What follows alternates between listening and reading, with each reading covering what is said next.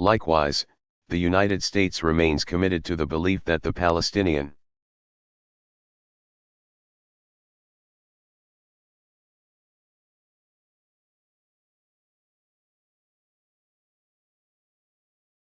people have a right to live with security and dignity in their own sovereign state.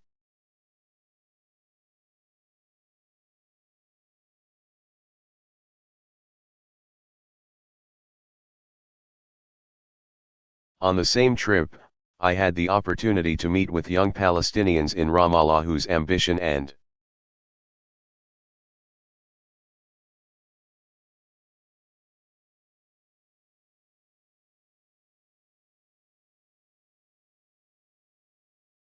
incredible potential are matched by the pain they feel in having no firm place in the community of nations.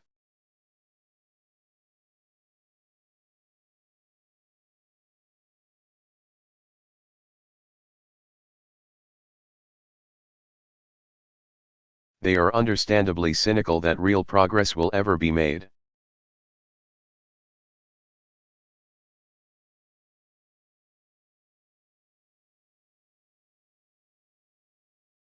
And they're frustrated by their families enduring the daily indignity of occupation.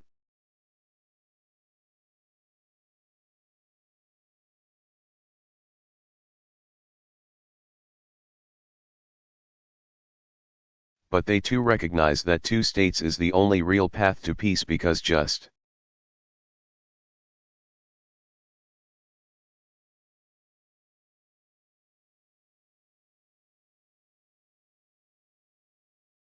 as the Palestinian people must not be displaced, the state of Israel is here to stay.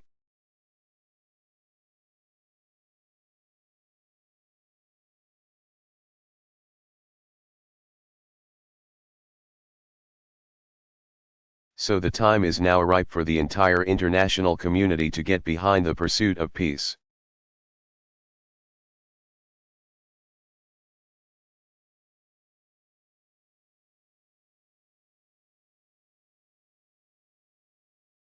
Already, Israeli and Palestinian leaders have demonstrated a willingness to take significant political risks.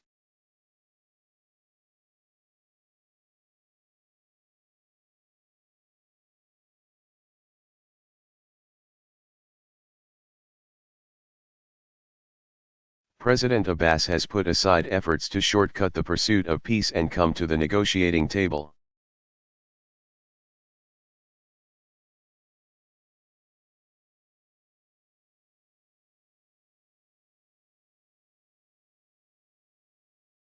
Prime Minister Netanyahu has released Palestinian prisoners and reaffirmed his commitment to a Palestinian state.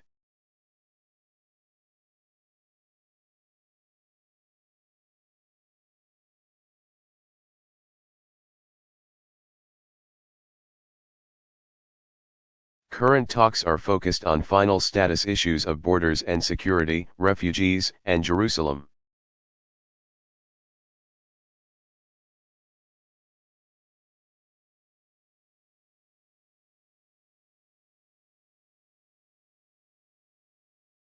So now the rest of us must be willing to take risks as well.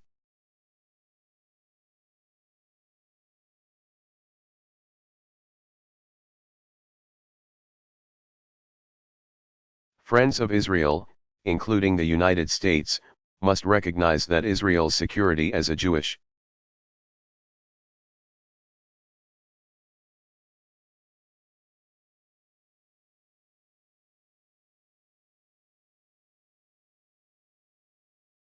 and democratic state depends upon the realization of a Palestinian state, and we should say so clearly.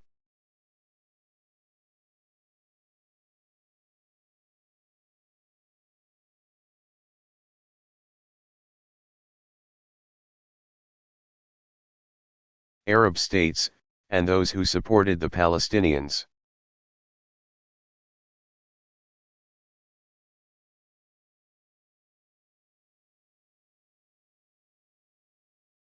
must recognize that stability will only be served through a two-state solution and a secure Israel.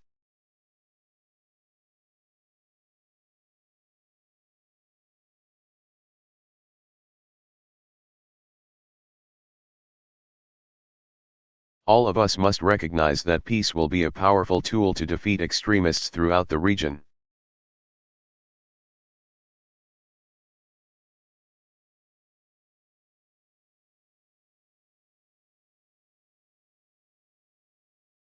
And embolden those who are prepared to build a better future.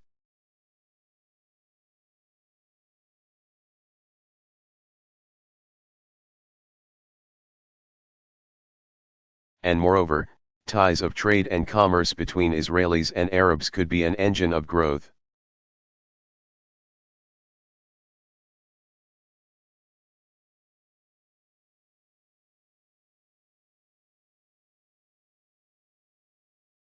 An opportunity at a time when too many young people in the region are languishing without work.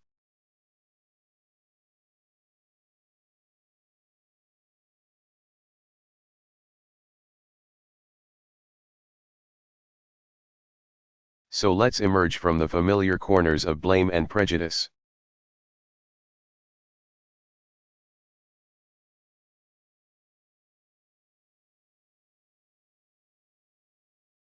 Let's support Israeli and Palestinian leaders who are prepared to walk the difficult road to peace.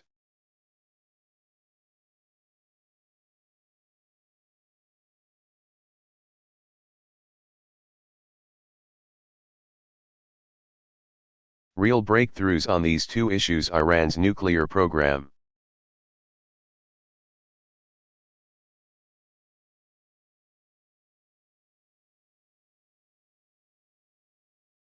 and Israeli-Palestinian peace would have a profound and positive impact on the entire Middle East and North Africa.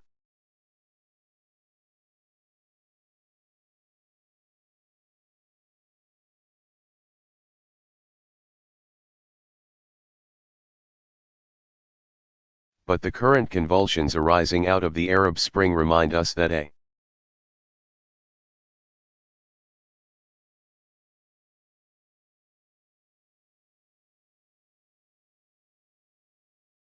just and lasting peace cannot be measured only by agreements between nations.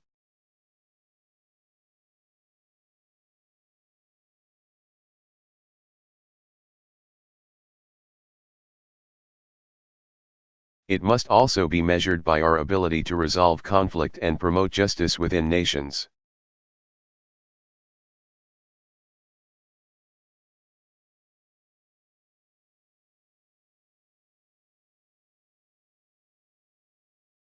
And by that measure, it's clear that all of us have a lot more work to do.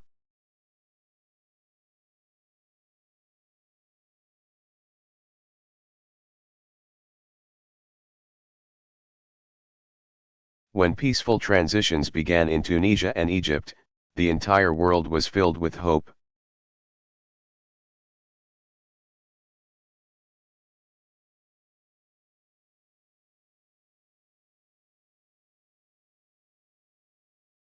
And although the United States, like others, was struck by the speed of transition,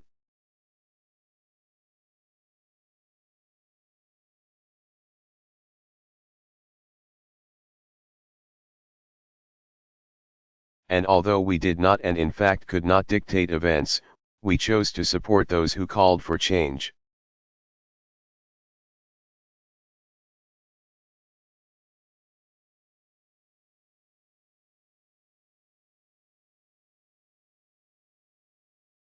And we did so based on the belief that while these transitions will be hard and take time,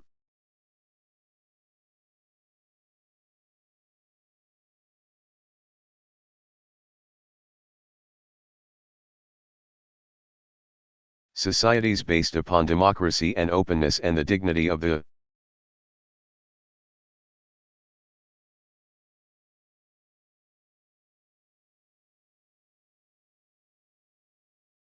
individual will ultimately be more stable, more prosperous, and more peaceful.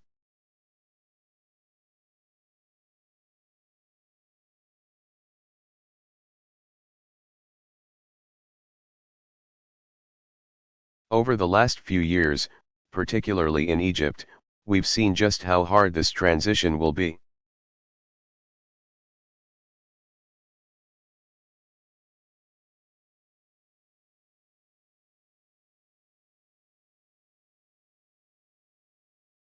Mohamed Morsi was democratically elected.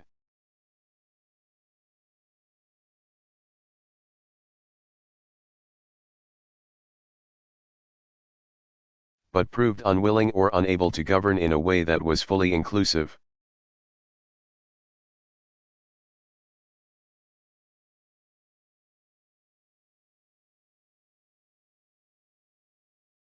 The interim government that replaced him responded to the desires of millions of Egyptians who believed.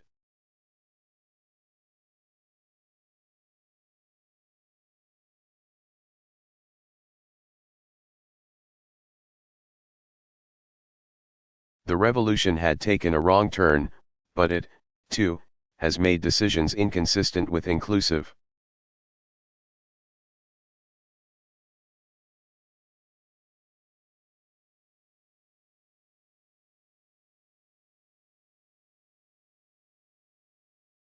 Democracy through an emergency law, and restrictions on the press and civil society and opposition parties.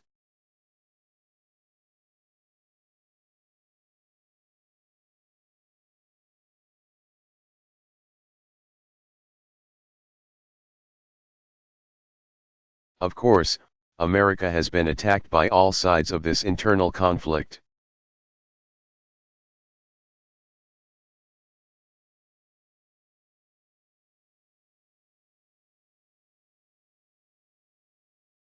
Simultaneously accused of supporting the Muslim Brotherhood, and engineering their removal of power.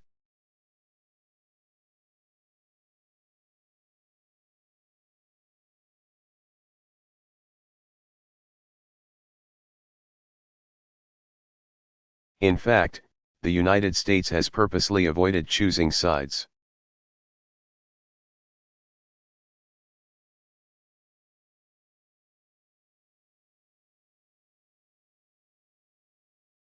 Our overriding interest throughout these past few years has been to encourage a government that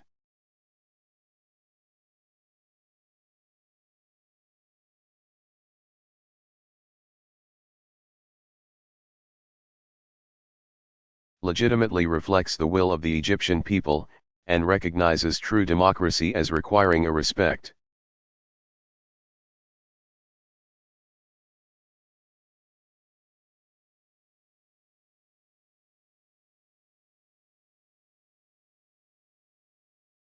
For minority rights and the rule of law, freedom of speech and assembly, and a strong civil society.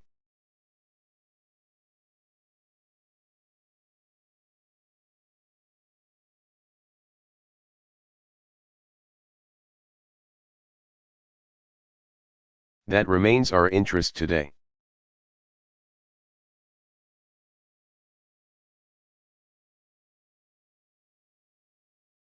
And so, going forward, the United States will maintain a constructive relationship with the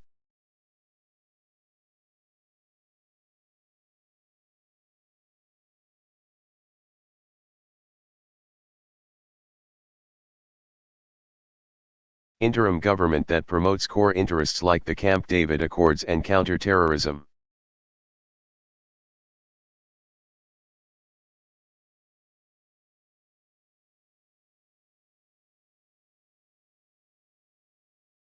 Will continue support in areas like education that directly benefit the Egyptian people.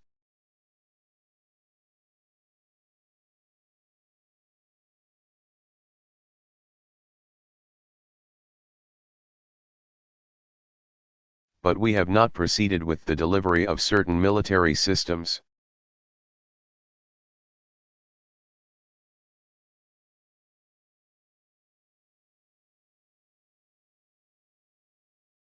And our support will depend upon Egypt's progress in pursuing a more democratic path.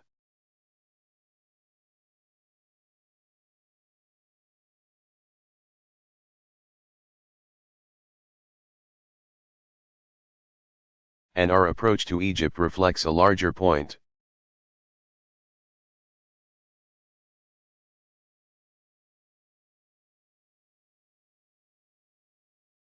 The United States will at times work with governments that do not meet, at least in our view,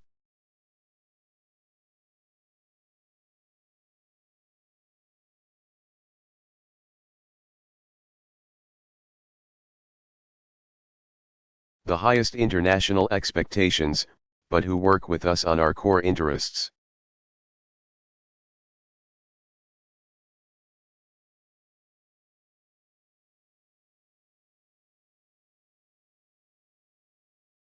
Nevertheless, we will not stop asserting principles that are consistent with our ideals.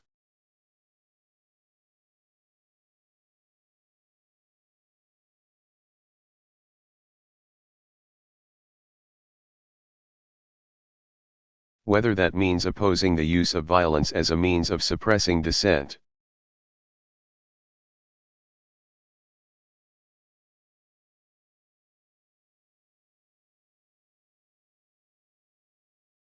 Or supporting the principles embodied in the Universal Declaration of Human Rights.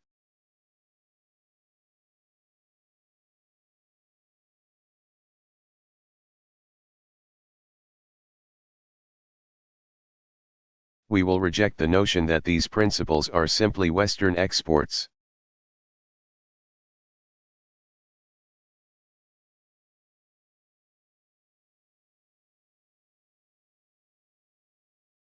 Incompatible with Islam or the Arab world.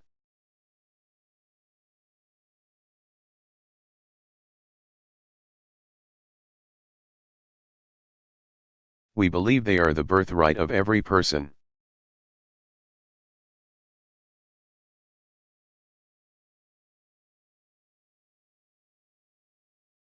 And while we recognize that our influence will at times be limited,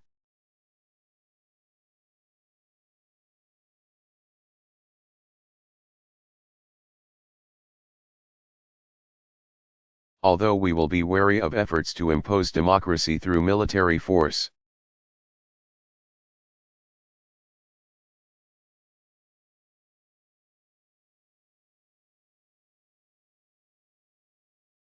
and although we will at times be accused of hypocrisy and inconsistency, we will be engaged in the region for the long haul.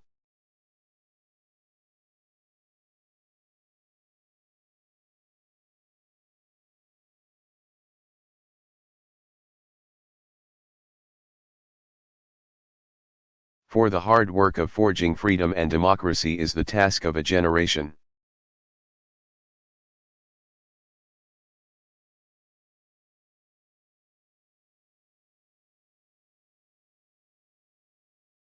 And this includes efforts to resolve sectarian tensions that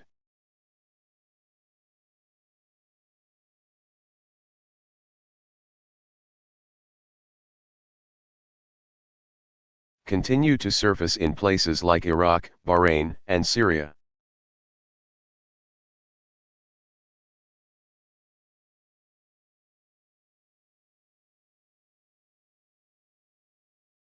We understand such long-standing issues cannot be solved by outsiders.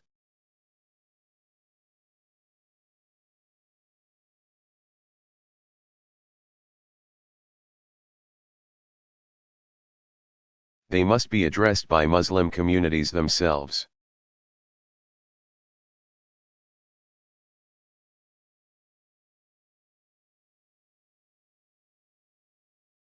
But we've seen grinding conflicts come to an end before, most recently in Northern Ireland.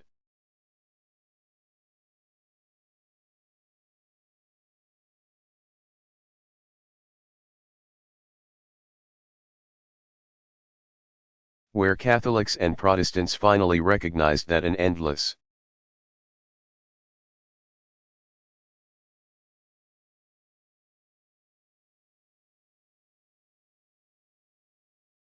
cycle of conflict was causing both communities to fall behind a fast-moving world.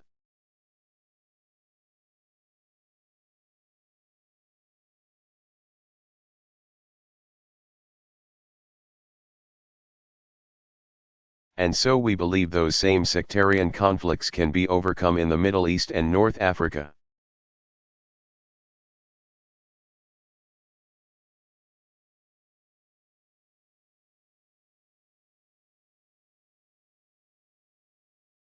To summarize, the United States has a hard-earned humility when it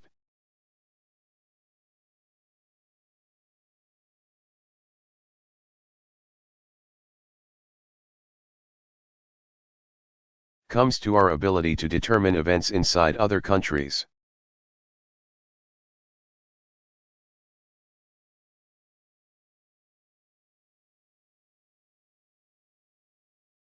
The notion of American empire may be useful propaganda.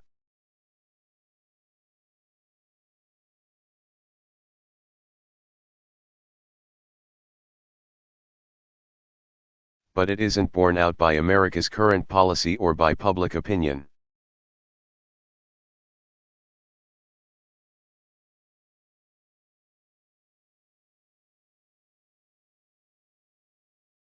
Indeed, as recent debates within the United States over Syria clearly show.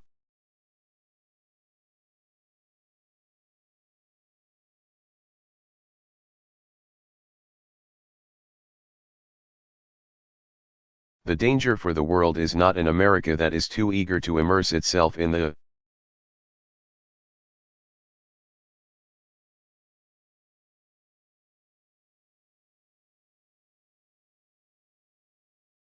affairs of other countries or to take on every problem in the region as its own.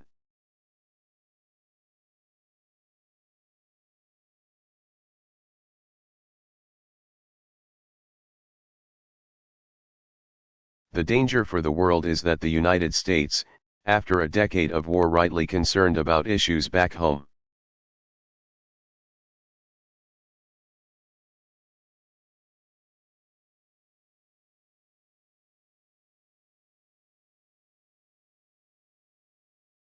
Aware of the hostility that our engagement in the region has engendered throughout the Muslim world, may disengage.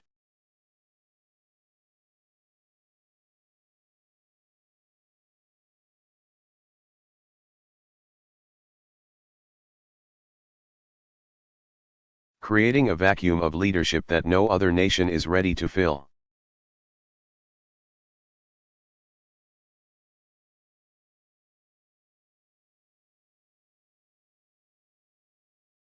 I believe such disengagement would be a mistake.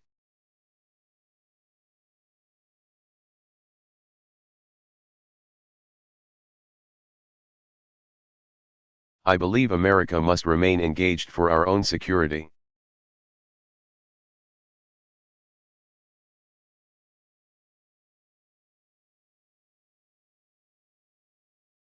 But I also believe the world is better for it.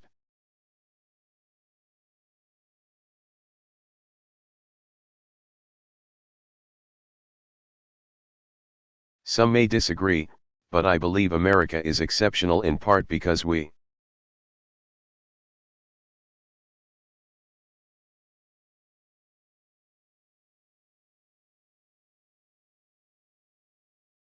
have shown a willingness through the sacrifice of blood and treasure to stand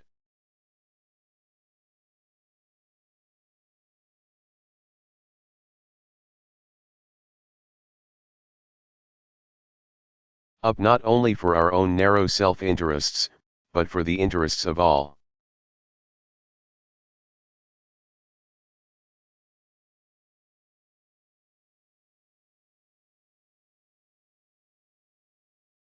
I must be honest, though.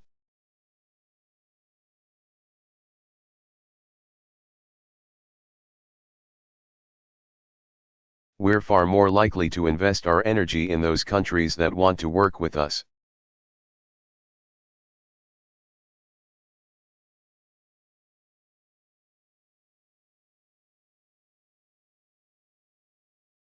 That invest in their people instead of a corrupt few.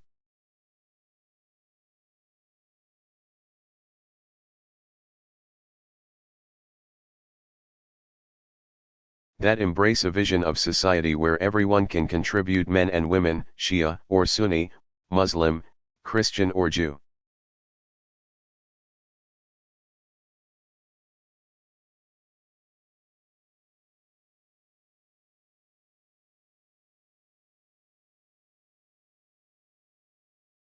Because from Europe to Asia, from Africa to the Americas, nations that have persevered on a democratic path have emerged more prosperous.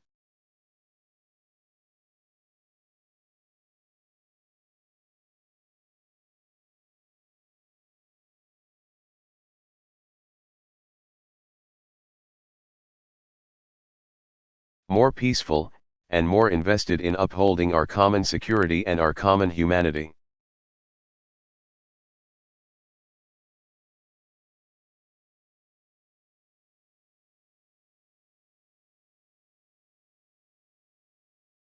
And I believe that the same will hold true for the Arab world.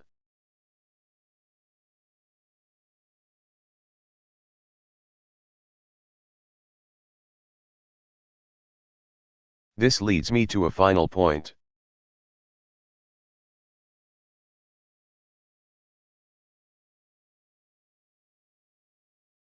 There will be times when the breakdown of societies is so great.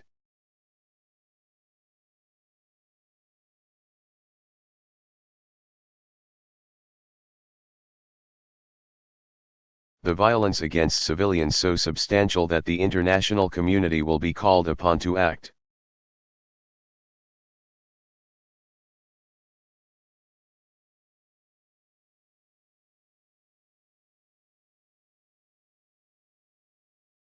This will require new thinking and some very tough choices.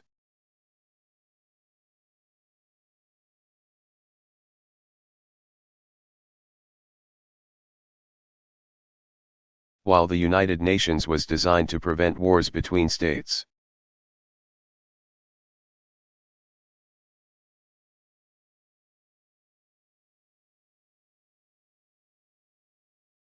increasingly we face the challenge of preventing slaughter within states.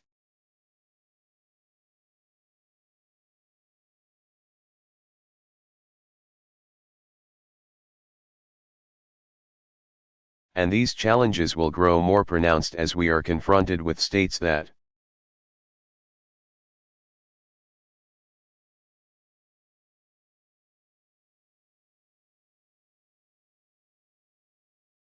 are fragile or failing places where horrendous violence can put innocent men,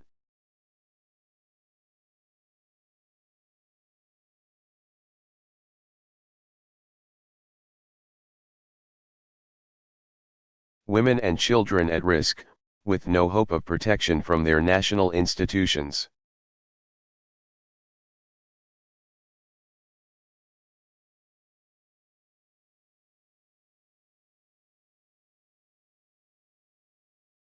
I have made it clear that even when America's core interests are not directly threatened,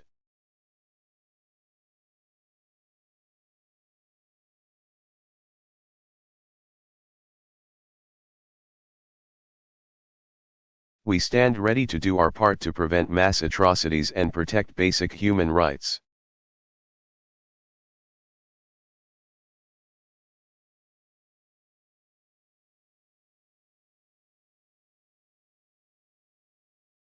But we cannot and should not bear that burden alone.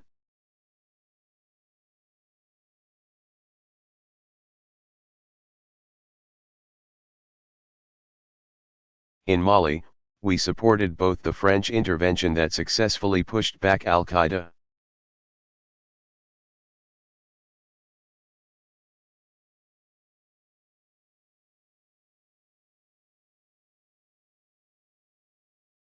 and the African forces who are keeping the peace.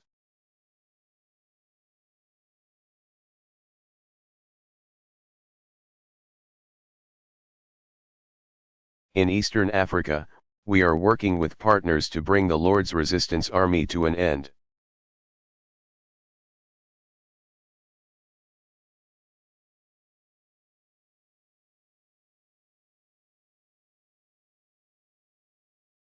And in Libya, when the Security Council provided a mandate to protect civilians.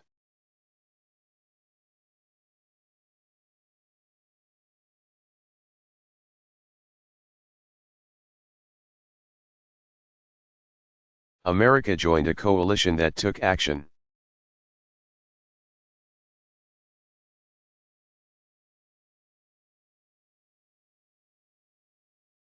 Because of what we did there, countless lives were saved, and a tyrant could not kill his way back to power.